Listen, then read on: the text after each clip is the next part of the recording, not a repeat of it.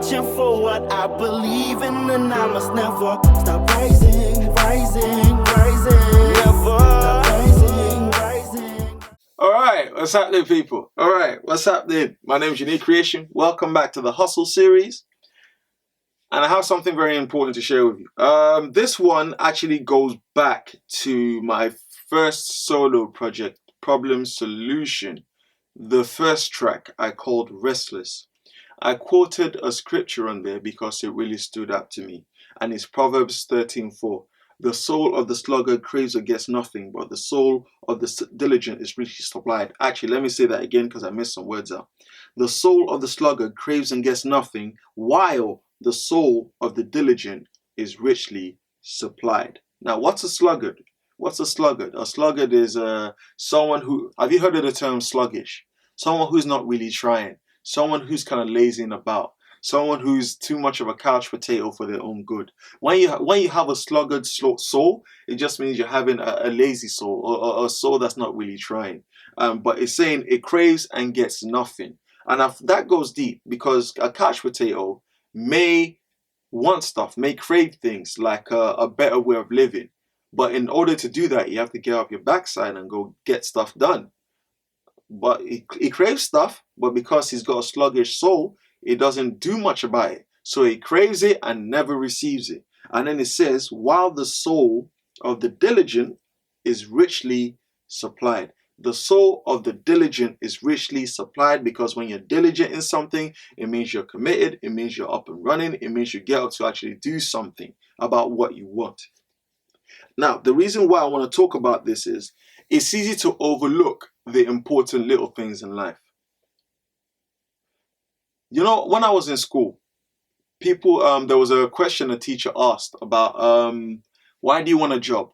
And I said to the teachers, because I want money. He said that's the wrong answer.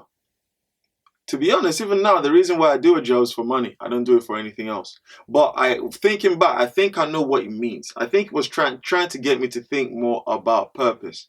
Because when people just chase money, they end up in jobs they don't like, lifestyles they don't want, and so on and so forth. And it can depress them, it can weaken them, it can actually move them away from their life's purpose. I think the teacher was trying to get me to think more deeply about what I wanted in life and what I should be diligent about.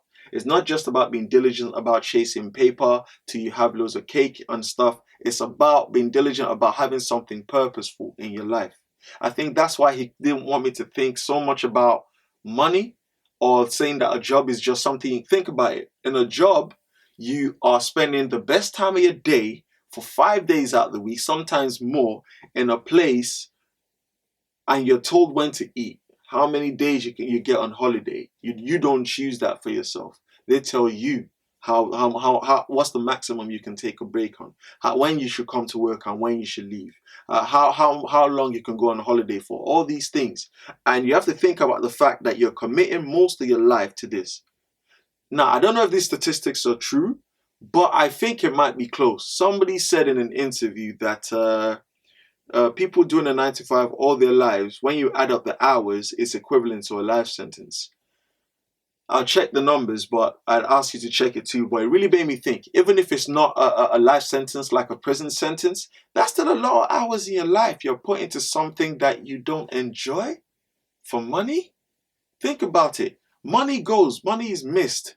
I understand it's good to stay on your hustle financial wise, but I think it's important to stay on hustle for your soul as well. When it said the soul of the sluggard craves and gets nothing, there was a point where I was in a job I really didn't like, and it drained me to the point where I wanted other things in life, like a better lifestyle. I wanted out, but I was so drained that I couldn't even get up and do it. I couldn't put 2 sentences together.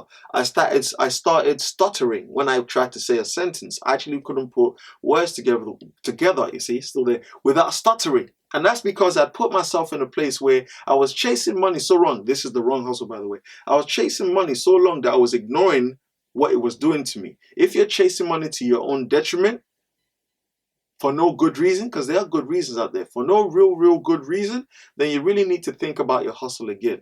Because a hustle is not just about chasing paper. A hustle is about building souls, building people, building something, a legacy that will last outlast you once you're gone.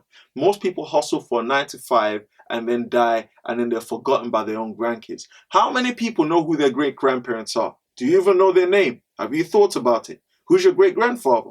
Who's your great-grandmother? What did they do with their lives? Now, I'm not saying that they didn't do anything worthwhile, but all I'm saying is that it's important to build a legacy, not just so you're remembered. People only remember things that affect their lives. That's why Martin Luther King, even if I was alive, I would have probably never met him because I've never been to America. If I was born in the same time as him and I had the same circumstance, either I'd be living in Africa or I'd be in the UK. I may see him on TV, but I've never met him. But guess what? There are many people in the same situation that know his name because he's done something that outlasted his life.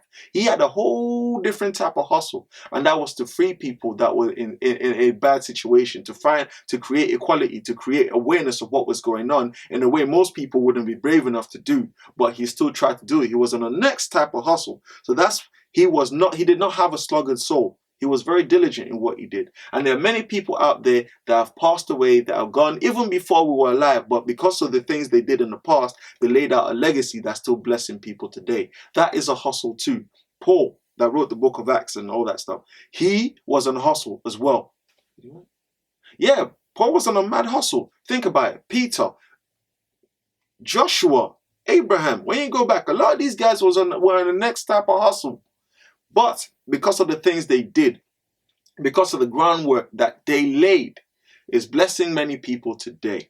And that's what I want to bring to your mind. It could be 2,000 years, it could be many, many years. But when you're on the right hustle and you're diligent in your soul, you feed your soul to be more empowered. This is what I'm trying to bring out. When it says the soul of the sluggard craves and gets nothing, sometimes it's the situation that you may put yourself in that gives you a sluggard soul. Your soul's so tired, you're so emotionally jarred, you're so drained that you want things, you want change, but you don't have the energy to do it. So it's not just about being lazy by default. It's about being in a situation that you could have put yourself in that messes you up. And it says, while the soul of the diligent is richly supplied. If you're diligent in your moves, if you're diligent in your works, if you're diligent in your actions, then you'll start to see change that will feed your soul. If you're diligent purposefully, not just diligently chasing money. I think about it sometimes. I had to ask my dad, what's my grandfather's name? How many siblings did he have?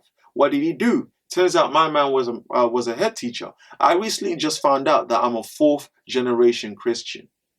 That one slapped me in the face. That means before me, I'm number 4. My dad is a Christian. My grandfather was a Christian. My great-grandfather, which was my dad's grandfather, was a Christian. But before that was the next thing. So the first man to be a Christian in this bloodline has led down to the 4th. Think about that for a second. Think about that for a second. There's different types of hustles in life. But it's important that you're on it purposefully. Because when you're on the wrong one, it's harder to hustle. Because your soul's getting drained because you're in knee deep or neck deep in the wrong situation. So think about what can get you to the point where you have a sluggard soul and you're craving things and you get nothing. And at the same time, think about what diligence can get you to. I personally get nervous when I see a truckload of work. And I freeze as well. I actually freeze when I see a truckload of work. But I realized that was because of, I used to be quite a lazy person. I wasted many years of my life doing stupidness. Over time, through diligence, I've learned to overcome that and deal with it. It's not always easy, but you can get yourself there. It was a hustle, it was a graft, but I've got myself out there where I'm more productive in my life. YouTube channel, for example, an EP and an album, a business, a music production company, a photography company. This is all out of diligence, and it's what feeds me. Even when life is tough, I'm fed and I keep it moving. And that's what I want to share with you guys today. Hope you've enjoyed that. Stay in your hustle, stay moving, find things that'll keep you diligent, be purposeful in your hustle, and you won't lose steam. God bless you. See you at the next episode. My name is Shanique I Creation. believe in and I must never stop rising, rising, rising.